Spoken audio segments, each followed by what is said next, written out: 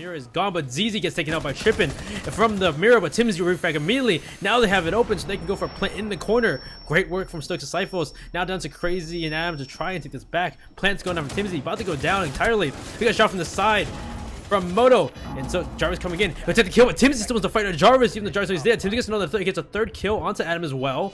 And now down to just Crazy. Crazy's got to clutch it up once more. He's got to get a freaking an ace. Actually, well, I think it's a 4K. But so the mirror will be his undoing as Timzy takes out Crazy, and SteelSeries able to win their first. Hey, what's going on, guys? Timzy here, and today we're going to be talking about how to become a Fragmite.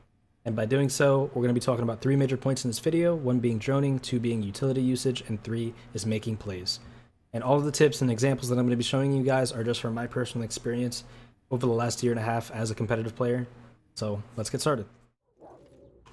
Alright guys, so as a Thermite player or a support player in general, all of your rounds are going to start off by droning, and there are 2 main ways that you can utilize your drones during the prep phase. One being setting a pre-placed drone like this one, or the other one being picking your drone straight up off the ground so that you start the attack phase with 2 drones.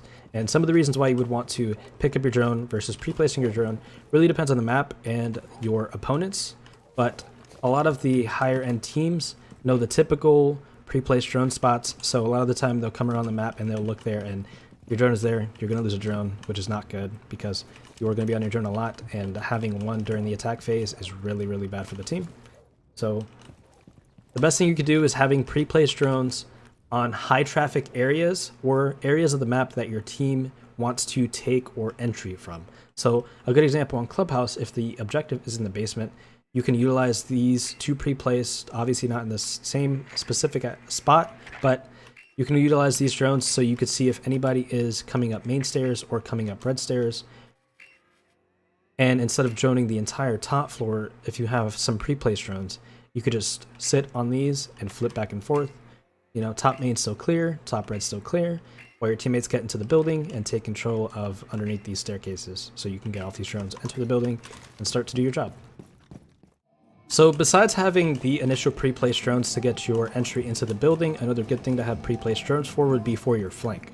So if any of your teammates die, they can watch your flank, you could set up a drone. Usually these are placed mid-round. Once you have control of portions of the building, you would set up a flank drone just in case anybody that does die, they can watch your flank and they can give you information on anybody that is trying to make a flank on your team. Okay guys, so we can talk about your utility usage. And when I say utility, I mean all of your utility. Your flashbang, your claymore, your thermite charge, all of it. I personally like to run flashbang over claymore because it's way more versatile, but it really depends on what your team has and what your team needs. But one of the biggest misconceptions I hear from Thermite players is this fear of not wanting to die. So they play super passive, they hold angles because they believe that if they die, they lose the round for their team, which although in some aspects that is true, once you use your utility, you could turn into a fragger. When you're thermiting a wall, 9 times out of 10, you're probably going to be playing the wall because your teammates have other stuff to do in order to help the round. So you're going to be peeking on information, you're going to be looking for information, and you're going to be the one that's going to be playing off that information that you give or your teammates give to you. So now that you guys understand that, we're going to move on to making plays. When it comes to making plays, it's a lot about trial and error, testing the waters, seeing what works, seeing what doesn't work, seeing what your team can handle and what you can handle, as well as what you can and can't handle. But when it comes to making plays, just test the waters, try some things out. But for example, let's say there's a shield here, and there's somebody playing behind the shield. So you hop on a drone, you check the site, you see, okay, there's one guy behind a shield, there's nobody on bomb chassis, this guy in blue is getting occupied, there's nobody in army that can help him out. So you think, okay, I can make a play. You tell your teammates, I can make the play, you hit the barb, you burn the ADS, and then you swing, you kill this guy, and then there you go, you have full site control. You kill that guy, there's nobody else in position to rotate and take his spot, so you kill that person, and now you have full site control. You can instantly tell your teammates, hey, I think I can get a plant down. And you start planting the bomb, you get a plant down, your teammates are covering you, and then you guys flip the round to your favor. But like I said, it can either be making plays like that, or, you know, maybe you just run to the site and see, you know, there's nobody on bomb chassis, there's nobody behind a shield, like, church is clear, I think I can plant. As long as you give that information over to your teammates, you know, I think I can get a plant down, I'm gonna go and plant. You get a plant down, and you know, as long as everybody's in position to help you out, you guys can get the plant down and flipped around. But again, this comes with trial and error. I want to show you guys a couple examples of clips that I have from previous CO qual matches or any casted games to give you guys an example of what was going on throughout the round, what's going on throughout my head, and why I made the plays that I did, so that you guys can get a better understanding of how to be a little bit more of an aggressive fragger Thermite instead of playing passive and holding angles and thinking that you cannot die. So we're going to move on to that video in a second. Okay guys, so I'm going to be kind of prefacing this video to give you guys a little bit of insight what was going on. This is from last CL qualifiers, but this is an example of looking for an opportunity and making a play on that information. So this is from my old team, Stokes' Disciple, again from last CL qual. So basically what is happening here is mirrors on the board. The church wall is open, they have a mirror on it, so I can't thermite the wall, obviously. And we have information on the players. We know one is in blue, and then we have this guy in the mirror wall, but church is completely clear. So I see that, I get that information, and I decide to make a play on that information. So I'm going to try to actually play this a little bit slower.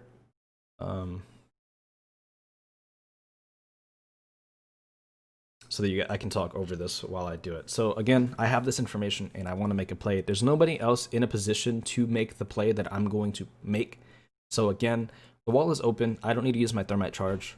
So I don't need to use my utility in this situation. So I'm going to go for the play. I'm going to walk in and I'm going to kill this mirror. And we know the entire site's clear now. So once that site is clear, I'm going to walk in and we can get a plant down. You know, so I'm waiting for this Abana charge to explode. Then I'm going to hop on black box and get a plant down.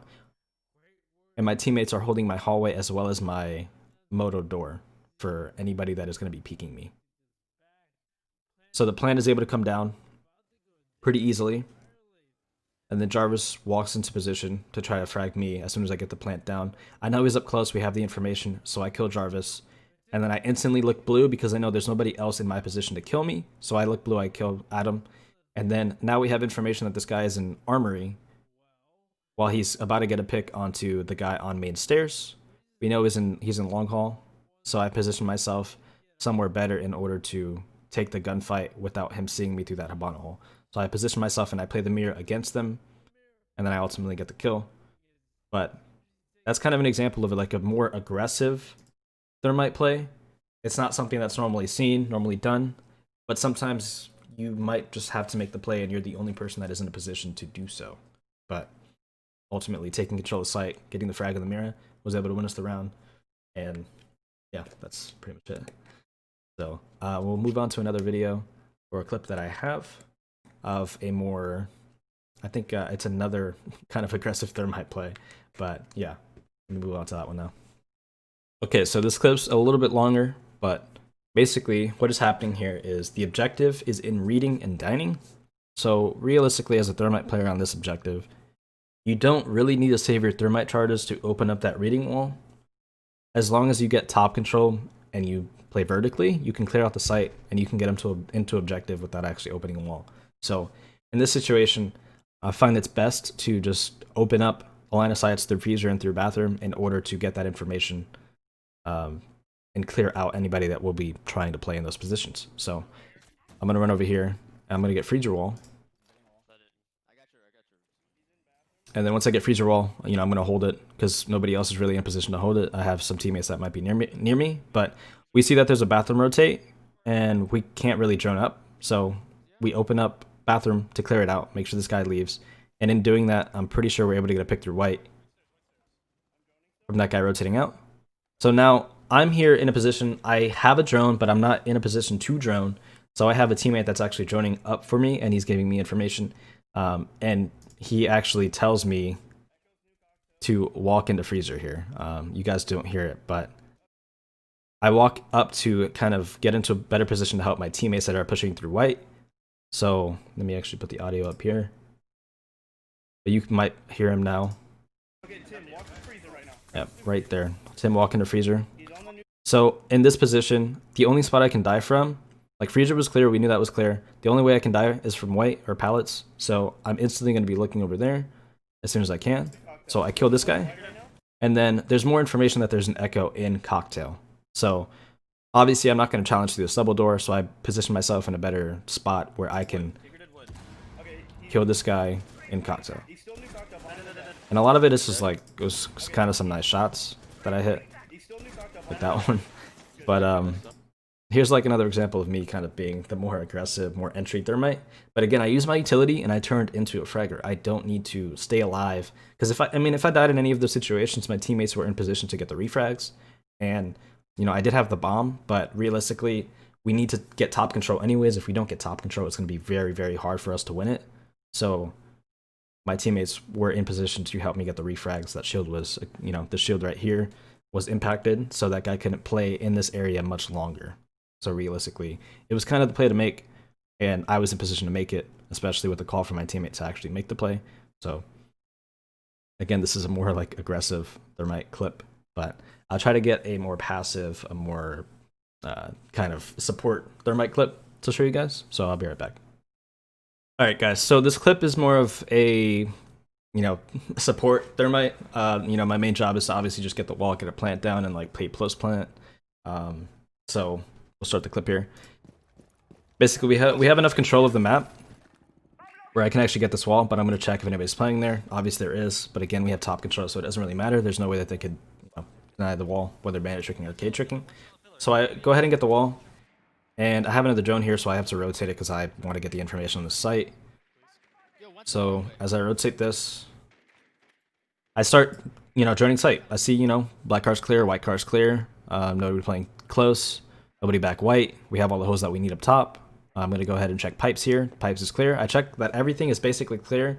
The only way that they can deny me is, you know, nitros from far back or smoke from far back, or if they, you know, have a maestro or an echo up somewhere. So I know it's clear. I'm going to go for a plant here. And as the plant is going down, smokes start flying. I actually get echoed here. The smoke actually throws it pretty late here, so I'm actually able to stick it through the smoke. So I just stick it and I get the hell out of there. So as soon as I've done my job. I've got the wall open, I droned out sight, I got the plant down. Like, I set my teammates up in better position so that they can deny the plant. I'm pretty low, so I'm just going to play this as best as I can. And I'm just going to stay alive. I'm going to force them to peek me, although I do make a kind of a stupid mistake here in a second. But I overpeak. This guy slams me. So the rest of this clip is just kind of stupid. It's like aim is just nuts. But you know, I did my job. I did my role. I did what I had to do. It's unfortunate that my teammates ended up dying in the positions that they were in, but aim is just absolutely nuts. This guy just literally just goes off. But again, like, the bomb is down, we start to be the defenders, and the attackers have to, or the defenders have to attack us and defuse the bomb, and we ultimately end up winning this round because aim is just absolutely nuts. So anyways, yeah, so that's pretty much it. I just wanted to give you guys a video to learn how to play Thermite a little bit better and be more of a fragger, because Thermite players don't really get a lot of love. They're kind of slept on, but I'm telling you guys, if you try some of these things out and actually just frag, you guys will be a lot better as a Thermite player. So I appreciate you guys watching the video. I hope you guys enjoyed. If you did so, don't forget to leave a like on the video. And if you guys are new to the channel, make sure you hit that subscribe button for future content. And I'll see you guys in the next video. Peace.